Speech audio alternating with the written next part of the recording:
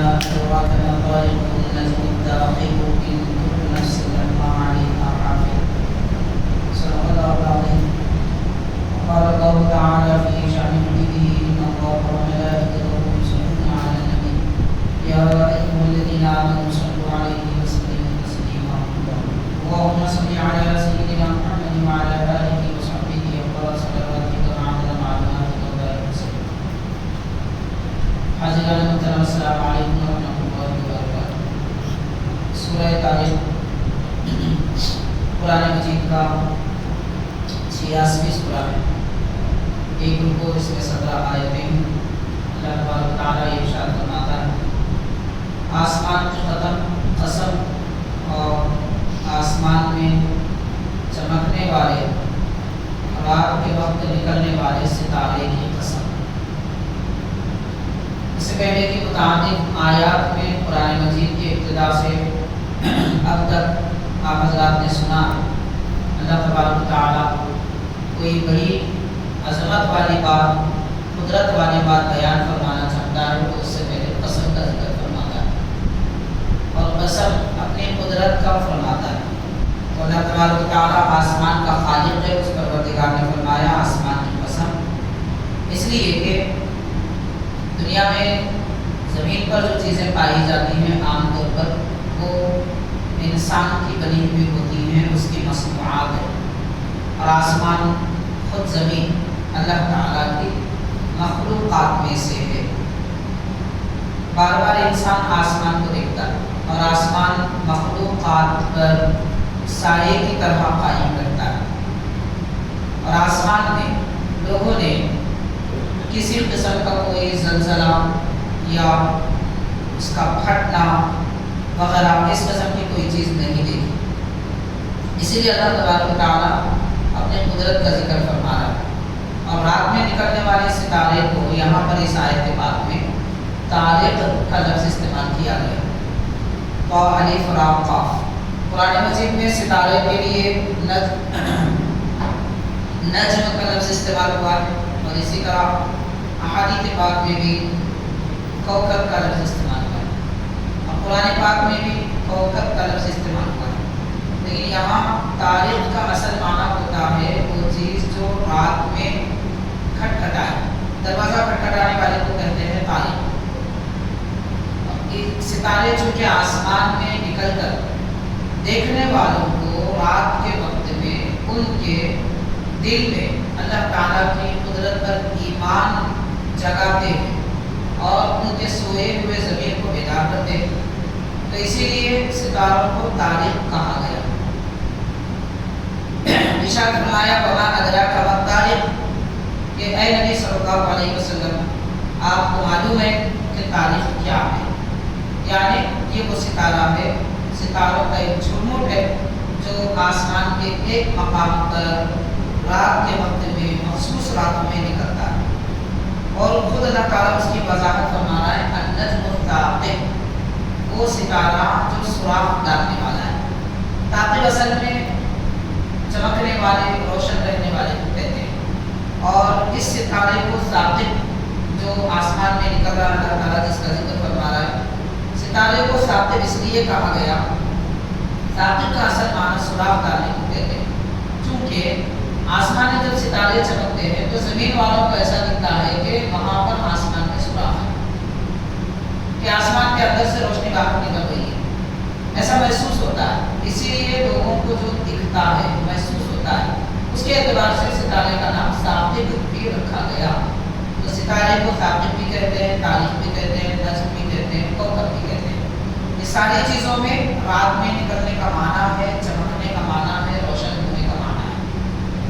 حاضرین، ستارے جب نکلتے ہیں تو وہ اس بات کی دلیل ہوتی ہے کہ لوگوں کے لیے رہنمائی کے لیے راستہ نکل چکا ہے. اس لیے کہ رات میں اگر ستارے نہ نکلیں یعنی بادل چھا جائے رات کے وقت میں تو رات کے وقت سفر کرنے والوں کو ان کے اپنے منزل کے راستے طے کرنا مشکل ہو جاتا ہے.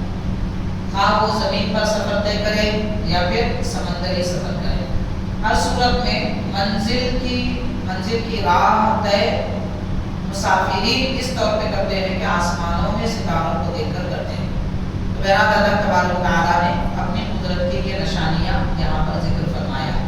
ان تمام چیزوں کا ذکر کرتے ہوئے خالق کائنات اب اصل بات اپنی قدرت کی اور لوگوں کی رہنمائی کی یا اپنی نیند سے غفلت سے بیدار کرنے کی بیان فرما رہا ہے۔ ارشاد فرمایا ان کل نفس لما علیہا حافظ، بے شک ہر ایک نفس سے مراد وہ چیز جس میں جان ہو۔ عام طور پر نفس کا اطلاق انسان اور جنات پر ہوتا ہے، لیکن اس میں حیوانات بھی ہیں، چرند پرند بھی ہیں، فرشتے بھی ہیں، سب کو نفس کہا جا سکتا ہے۔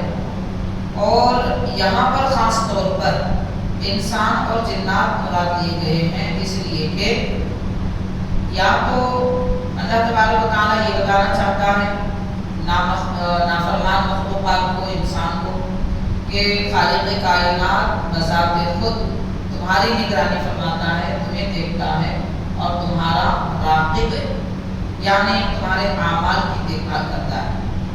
اور یا یہ فرماتا ہے کہ تم پر اللہ تعالیٰ نے فرشتوں کو مقرر کیا ہے جو تمہارے اعمال بد و اعمال خیر کو نقل کرتے ہیں، لکھتے ہیں، اور قیامت کے دن تمہارے نامہ اعمال اللہ کے دربار میں پیش کیے جائیں گے۔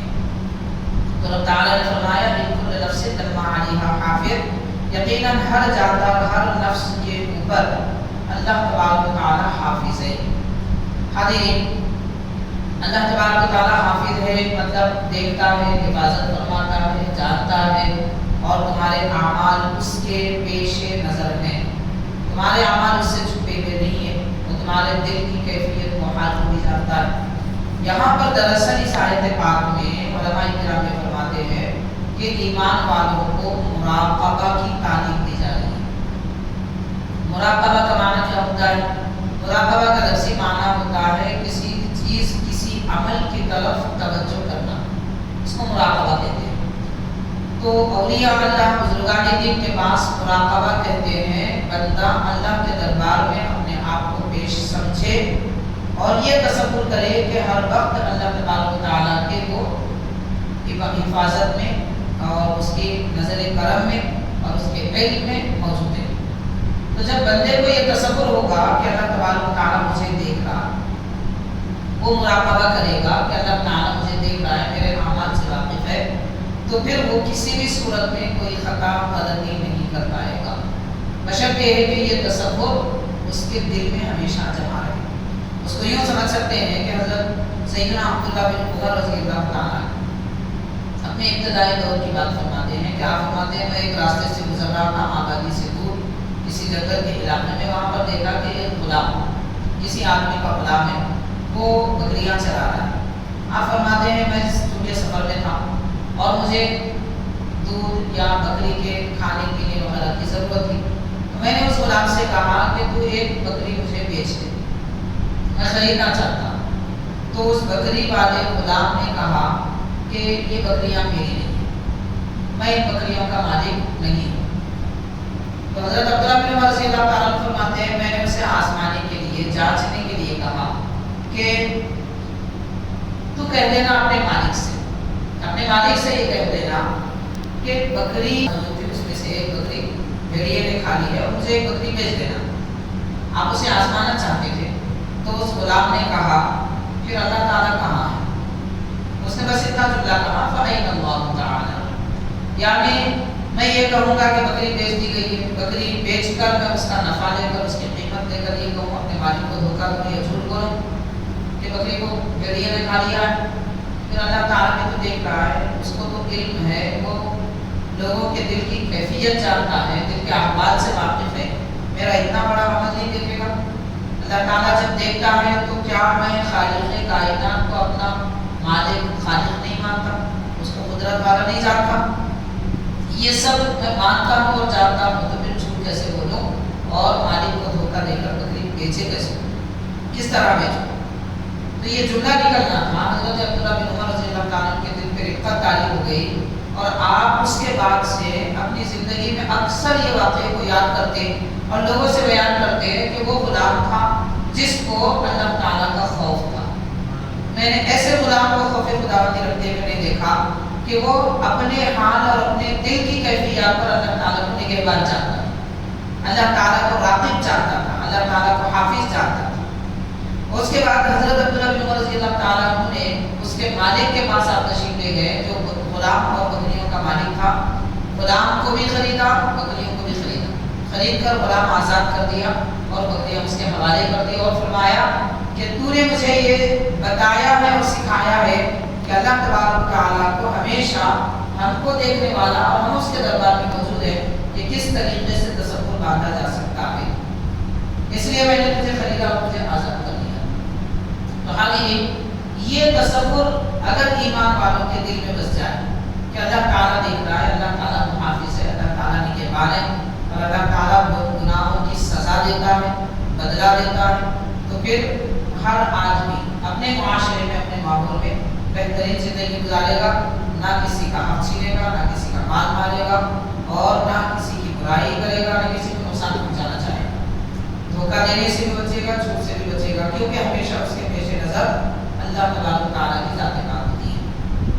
ایک کل نفس لما علیہا حافظ، یہاں پر ایک واقعہ یہ بھی بیان کیا جاتا ہے، حضرت محدث حضرت سیدنا عبداللہ شاہ نقشبندی رحمۃ اللہ علیہ کی کتابوں میں یہ فرماتے ہیں کہ ایک ضرورت مند خاتون باغ کے اندر داخل ہوئی، باغ کا مالک وہاں پر موجود تھا اور کہنے لگی کہ میرے چھوٹے بچے ہیں اور میں پریشان ہوں، میرے پاس کھانے پینے کی کوئی اشیاء نہیں ہے، اگر تو میری مدد کر دے تو بہتر ہو۔ مالک کے دل میں شیطان نے وسوسہ ڈالا، اس نے کہا کہ میں تیری ہر خواہش پوری کروں گا لیکن تو میری خواہش پوری کر۔ تو مجبور تھی، کہنے لگی کہ ٹھیک ہے مان۔ مالک نے کہا کہ جا باغ کے دروازے بند کر دیا، دروازے بند کرنے کو عورت چلی گئی، گوائی۔ تو مالک نے اطمینان کے لیے بار بار پوچھا کہ دروازے بند کر دیے، اس نے کہا کہ ہاں پورے بند کر دیے۔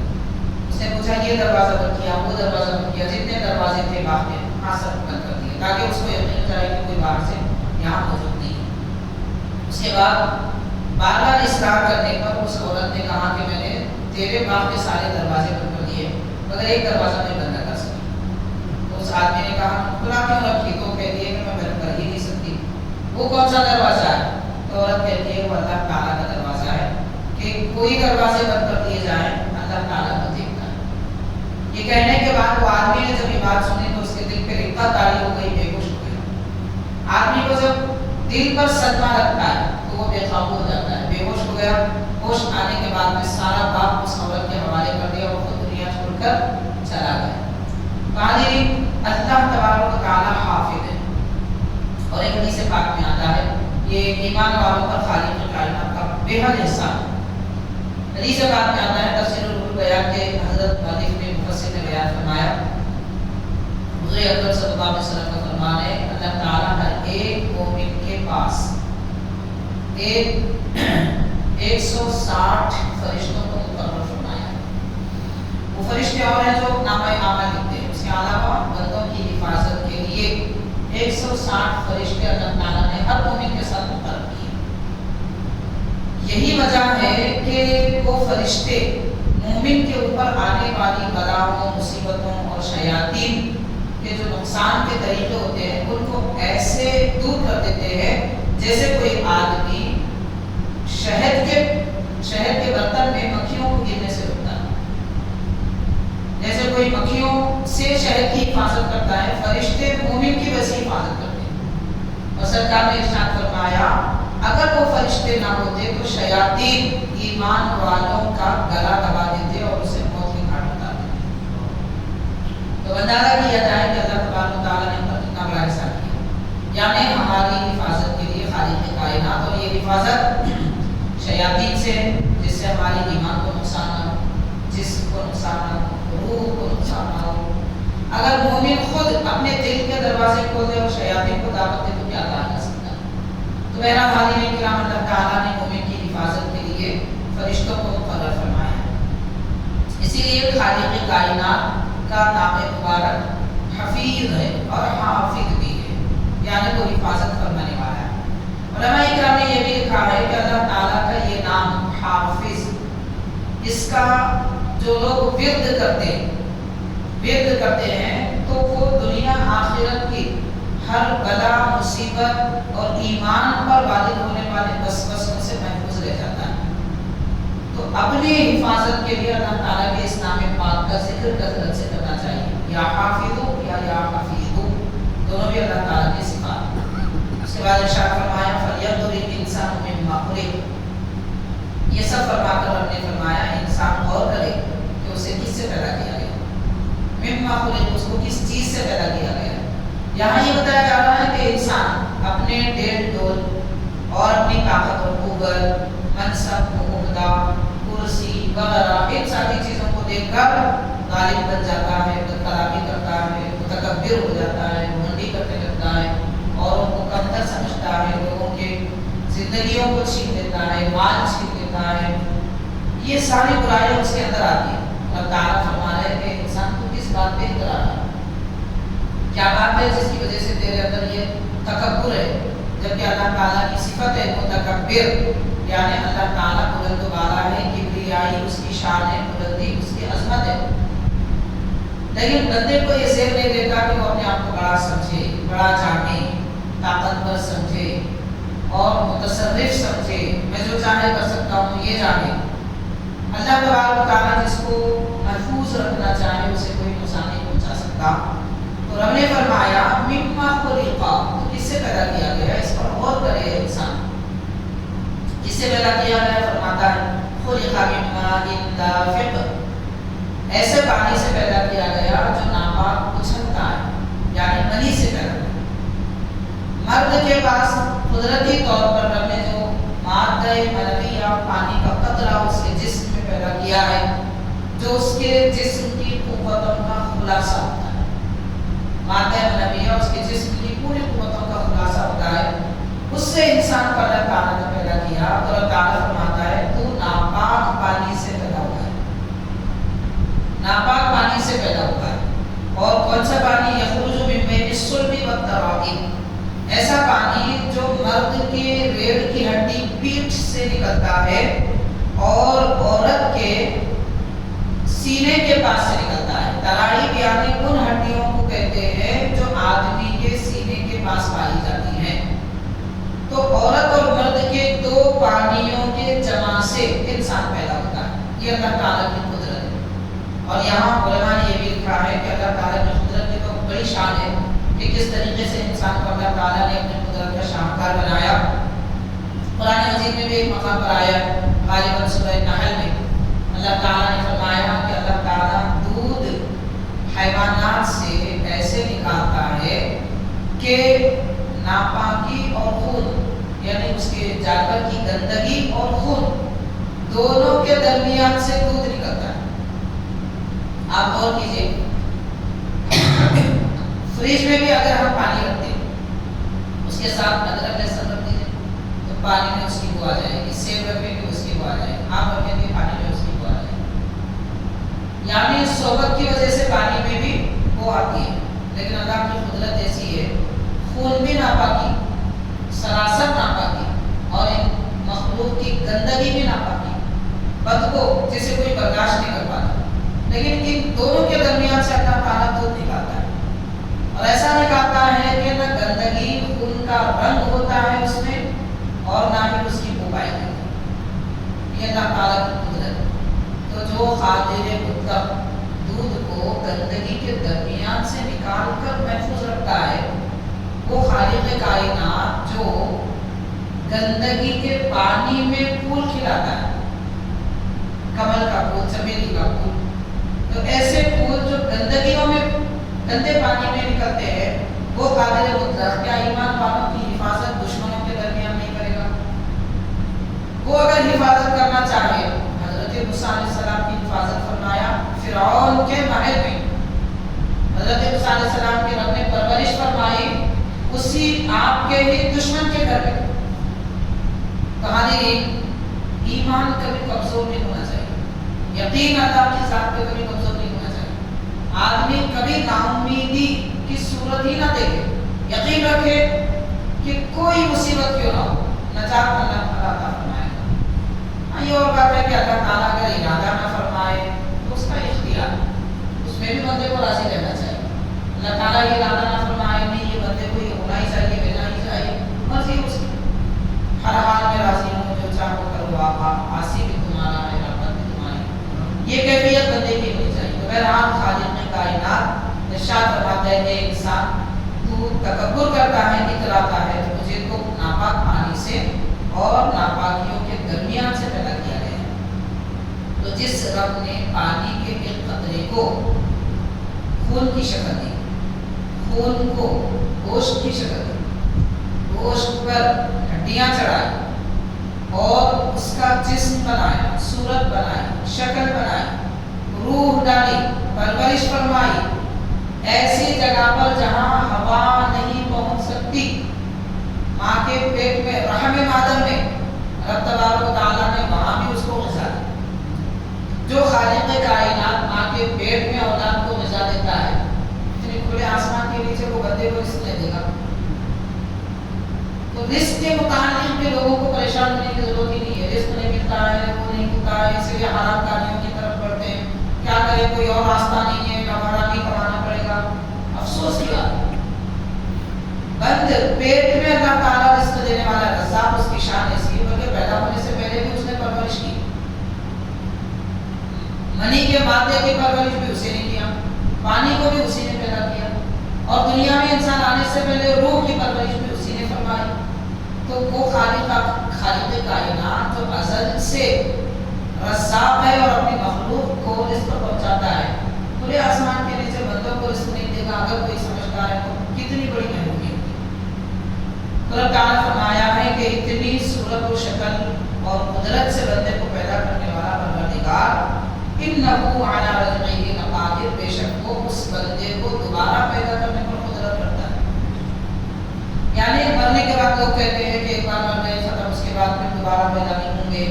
ابو جہل بھی کہتا تھا، ابو لہب بھی کہتا تھا، ہم نے کبھی کسی کو زندہ ہوتے ہوئے نہیں دیکھا، انسان کیسے قیامت کے دن زندہ ہوگا؟ تو اللہ تعالیٰ فرما رہا ہے جس نے پیدا کیا وہی زندہ کرے گا، وہ قدرت والا ہے۔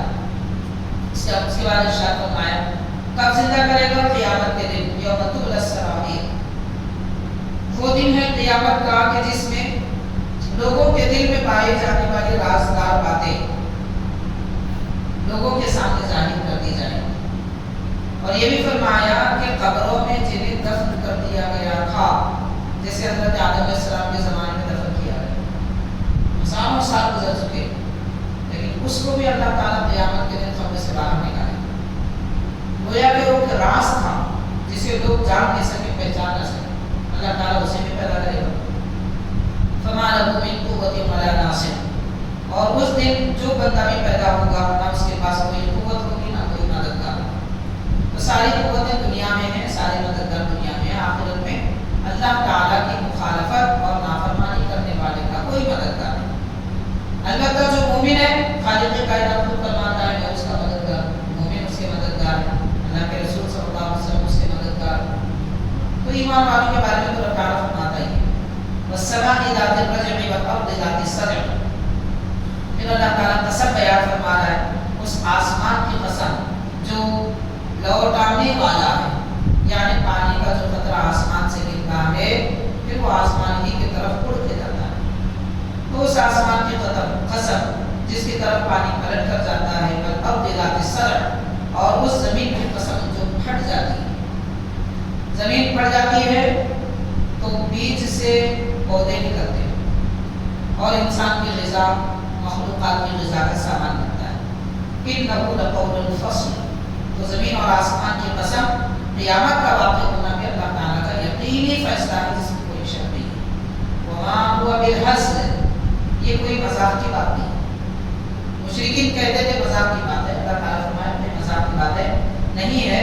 انہم یکیدون کیدا واکید کیدا، اللہ تعالیٰ فرما رہے ہیں اے نبی صلی اللہ علیہ وسلم یہ لوگ اپنا مکر تدبیر کر رہے ہیں اور میں ان کی تدبیر کا جواب دوں گا۔ یعنی وہ سمجھ رہے ہیں کہ دنیا میں جو ہوا سب ہو گیا، اس کے بعد کچھ ہونے والا نہیں ہے۔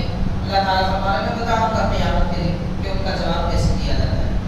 پھر فرمایا فَمَهِّلِ الْكَافِرِينَ أَمْهِلْهُمْ رُوَيْدًا، کافرین کو مہلت دی دیجیے اور تھوڑی سی مہلت دے دیجیے، یعنی دنیا میں ان کی زندگی جتنی مختصر ہے وہ تھوڑی سی مہلت کو دی جاتی ہے۔ یہاں بات دراصل ایمان والوں کو سمجھائی جا رہی ہے اس آیت پاک میں، سورہ طالب کے آخر میں، آخری آیت میں بتایا جا رہا ہے۔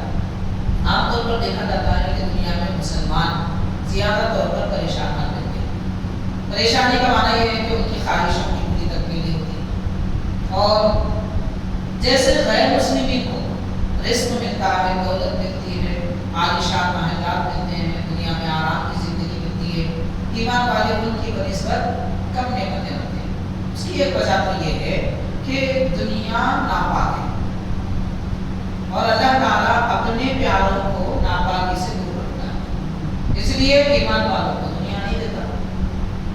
دوسری بات یہ ہے کہ یہ دار الامتحان ہے، یہاں ہمیں امتحان کے میدان میں رکھا گیا ہے۔ امتحان کے میدان میں آرام نہیں دیا جاتا، چین نہیں دیا جاتا، کتابیں کھول کر رکھی نہیں جاتی کہ جو چاہیے۔ تو ایمان والوں کے لیے امتحان گاہ ہے، اور حدیث پاک میں آتا ہے تیسری بات یہ کہ دنیا مومن کے لیے قید خانہ ہے۔ اللہ تعالیٰ نے جب دنیا کو ہمارے لیے قید خانہ بنایا تو آخرت ہمارے لیے آزادی کی جگہ ہوگی، راحتوں کا مقام ہوگا۔ تو اس لیے اللہ تبارک تعالیٰ ایمان والوں کو وہ راحتیں نہیں عطا فرماتا جو کافروں کو ملتی ہے، لیکن مومن دنیا کی ان مختصر سی راحتوں میں، یا یوں کہہ لیجیے کہ ان مصیبتوں میں بھی راحت پا لیتا ہے۔ مصیبتوں میں بھی مومن راحت پا لیتا ہے، شرط یہ ہے کہ اس کے پاس ایمان پختہ ہو، کامل ایمان، تب جا کے وہ دنیا کو اپنے لیے ضرورت کی جگہ سمجھے۔